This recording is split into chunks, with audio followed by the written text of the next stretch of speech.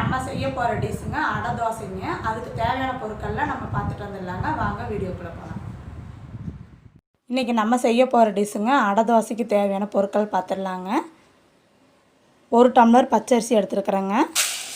இதே டம்ளரில் எல்லா பொருளும் நம்ம போட்டுடலாங்க. புழுங்கரிசி நம்ம வீட்டில் சாப்பாடு செய்கிறோம் பார்த்திங்களா, அந்த புழுங்கரிசி 1 டம்ளர் போடுறேங்க. உடச்ச பாசி பயிருங்க, அதையும் 1 டம்ளர் போடுறேங்க. சின்ன டம்ளர் தான், பெரிய டம்ளர்லாம் நான் போடலைங்க. கடலைப்பருப்பு 1 டம்ளருங்க. உளுந்து 1 டம்ளர் போடுங்க, அப்போ தான் நல்லாயிருக்கும். இந்த 3/4 டம்ளர்லாம் போட வேண்டாம், 1 டம்ளர் போடுங்க. நீங்கள் எந்த டம்ளரில் எடுக்கிறீங்களோ அந்த டம்ளரில் பருப்பெல்லாம் சேர்த்திக்கோங்க. இப்போ வந்து துவரம்பருப்பு 1 டம்ளர் சேர்த்திக்கிறேங்க. உளுந்து போட்டதையும் துவரம்பருப்பு சேர்த்திக்கிறேங்க. சீரகம் வெந்தயம் வந்து 1 ஸ்பூன் பெரிய ஸ்பூனில் வந்து போடுறேங்க. சீரகம் வந்து நம்ம ஊற வைக்கிறப்போ போடக்கூடாதுங்க, நம்ம அரைக்கிறப்போ மட்டும்தான் சீரகம் போடணுங்க. இப்போ பெரிய ஸ்பூனில் 1 ஸ்பூன் வந்து வெந்தயம் போடுறேங்க. அதையும் கூடையே போட்டு ஊற வச்சிடலாம்.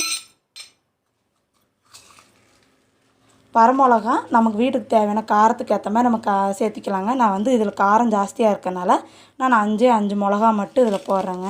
இது 1/2 மணி நேரம் நல்லா ஊற வச்சு நம்ம கிரைண்டரில் ஆட்டிடலாங்க.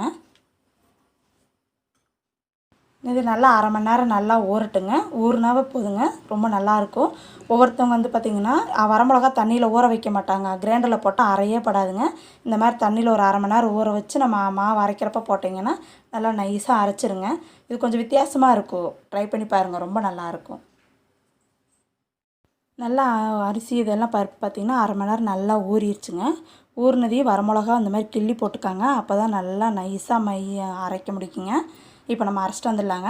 நான் அரிசி மாவு ஆட்டினேங்க, அது கூட அந்த மாவு வந்து நான் ஊற வச்சுருக்கனால அதையும் அது கூட ஆட்டிடலான் இருக்கிறேங்க. வாங்க. இது வந்து மிக்ஸி ஜாரில் அரைக்கலாங்க. கொஞ்சமாக மாவு இருந்துன்னு மிக்ஸி ஜாரில் அரைக்கலாம். ஆனால் நம்ம கிரைண்டரில் போட்டு ஆட்டினீங்கன்னா டேஸ்ட் கொஞ்சம் ரொம்ப டிஃப்ரெண்ட்டாக இருக்கும், நல்லாவும் இருக்குங்க.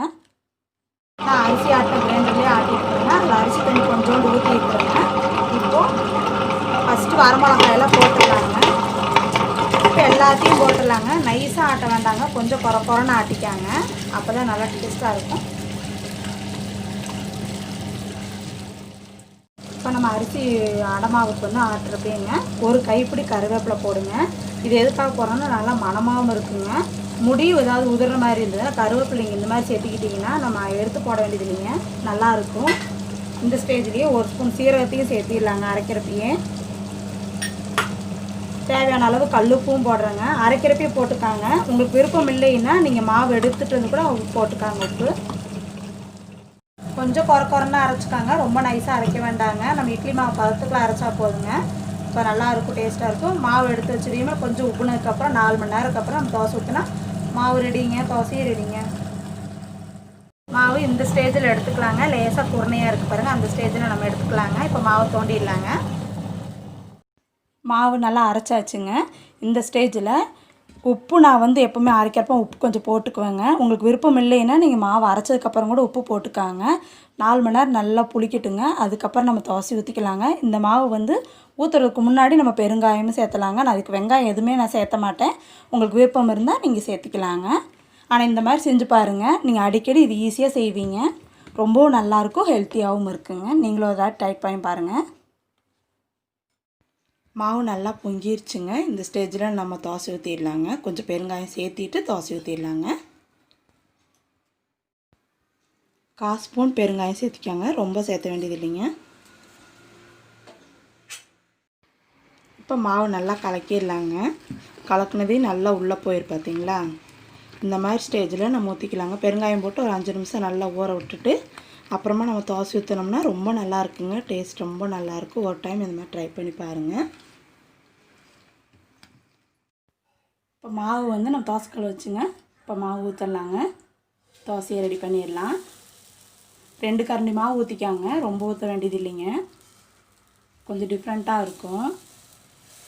இந்த மாவுக்கு வந்து அடமாவு எல்லா அடை தோசைக்கு எல்லாருமே வெங்காயம் போடுவாங்க, ஆனால் இந்த மாவுக்கு நீங்கள் வெங்காயம் போட வேண்டியதே இல்லைங்க. இதே கொஞ்சம் நல்லா இருக்கும், டேஸ்ட்டாக இருக்குங்க. ஊற்றுறப்பையும் நல்லா மணமாக இருக்குங்க. கொஞ்சமாக ஆயில் ஊற்றிக்காங்க. நம்ம வீட்டில் இருக்க தோசைக்கல்லே ஊற்றினா போதுங்க. நீங்கள் எந்த எண்ணெய் யூஸ் பண்ணுறீங்களோ அந்த எண்ணெய் ஊற்றிக்கலாங்க.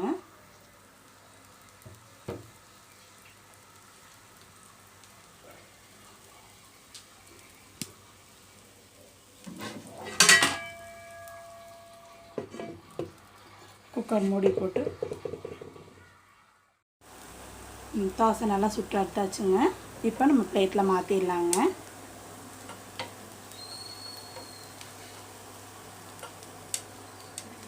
நல்லா மணமாக இருக்குதுங்க. நம்ம கடையில் சாப்பிட்ற மாதிரியே இருக்குங்க. கலர்ஃபுல்லாக வந்திருக்கு. பார்க்கவே சாப்பிட்ணும் போல் இருக்குங்க. இப்போ நம்ம ஒவ்வொன்றா சுட்டு எடுத்துடலாங்க. அடை தோசை ரெடி ஆயிடுச்சுங்க. கொஞ்சம் வித்தியாசமாகவும் இருக்கும், ரொம்ப டேஸ்ட்டாகவும் இருக்கும், கொஞ்சம் ஹெல்த்தியாகவும் இருக்குங்க. பருப்பு தோசை பிடிக்காதவங்க கூட கொஞ்சம் இது மாதிரி செஞ்சு சாப்பிட்டிங்கன்னா ரொம்ப நல்லாயிருக்கும். எல்லாத்துக்குமே ரொம்ப பிடிக்குங்க. இது எப்படி இருக்குது நம்ம டேஸ்ட் பார்த்துடலாங்க. இதுக்கு வந்து நான் தேங்காய் சட்னி தான் அரைச்சிருக்கிறேங்க. கார சட்னிலாம் நான் அரைக்கவே இல்லை. நல்லா சாஃப்டாக நல்லா மொறுன்னு வந்துருக்குது பாருங்க.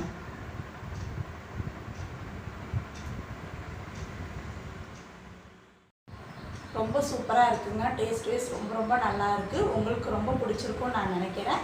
இந்த சேனல் உங்களுக்கு பிடிச்சிருந்ததுன்னா லைக் பண்ணுங்கள், ஷேர் பண்ணுங்கள், கமெண்ட்ஸ் பண்ணுங்கள். மறக்காமல் சப்ஸ்கிரைப் பண்ணிவிட்டு பக்கத்தில் இருக்க பெல் பட்டனை கிளிக் பண்ணிக்காங்க. அப்போ தான் நான் போடுற ஒவ்வொரு வீடியோவும் உங்களுக்கு வந்து சேருங்க.